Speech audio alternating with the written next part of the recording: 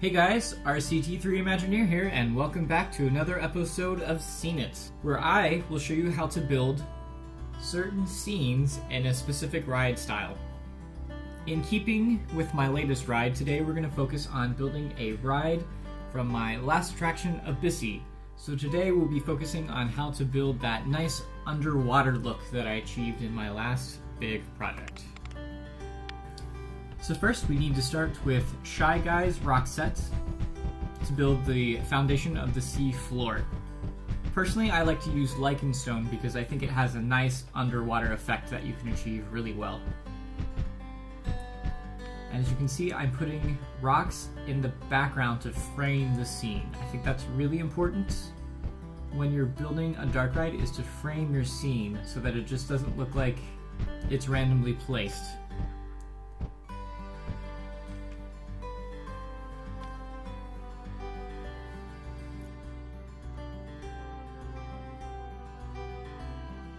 And now we're placing down a custom grass scenery for the seafloor to make it look like it's covered in sea grasses.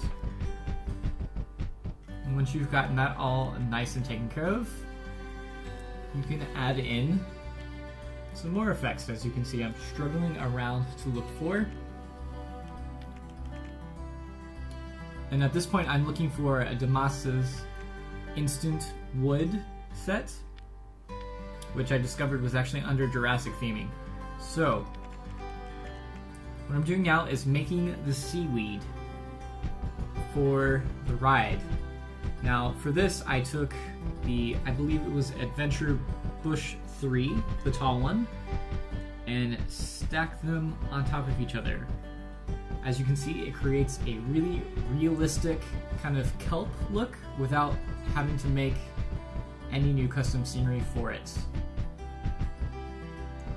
It is an extremely grueling process, so be prepared to get a little bored when you're doing this. I know when I did the last ride, I swore that I would never do another undersea themed ride again, just because of how much detail work it took just to make all that kelp.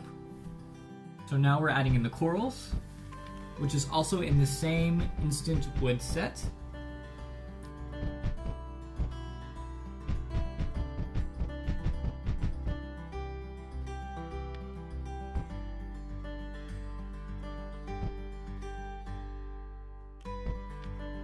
For more seagrass variety, I'm adding some more of the adventure bushes.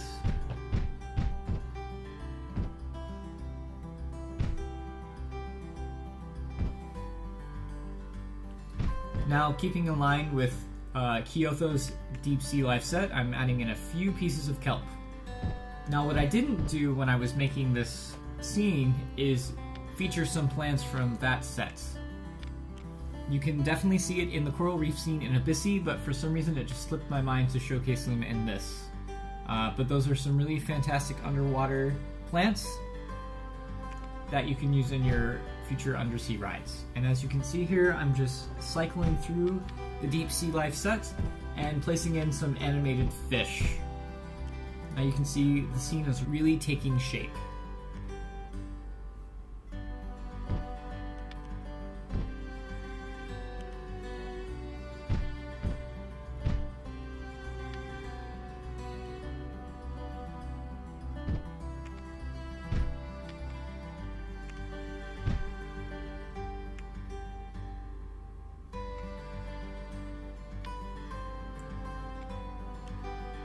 Now the great thing about this set is there is a lot of different kind of fish you can use. So you can either do what I'm doing now and put as many different types as you want, or you can separate them out for your scenes and have maybe different species featured in different scenes. I know I did that in Abyssy, and it helps to prolong the ride without giving too much all the way at once. Pacing your animatronics and scenery is very important, that you take the time and plan out where you want to put certain things so that everything doesn't end up in one scene at the beginning of the ride. Like this. This is too much in one space, but for these purposes it'll give you guys an idea of what to maybe do in the future.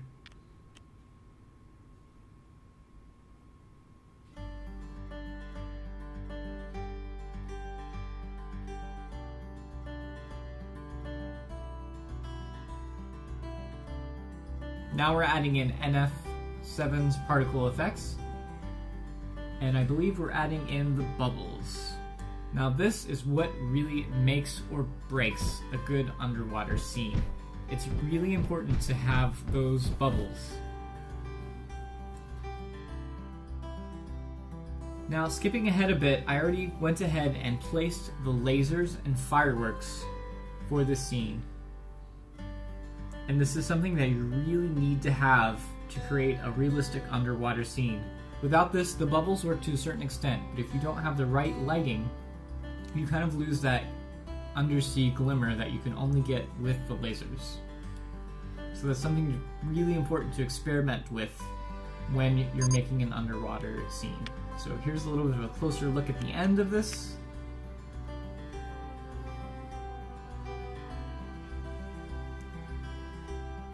Here we'll just give you a little bit of a nice view close up. I added in some black walls in the back just for effect so you can get an idea of what it might look like. And now we'll just let it play.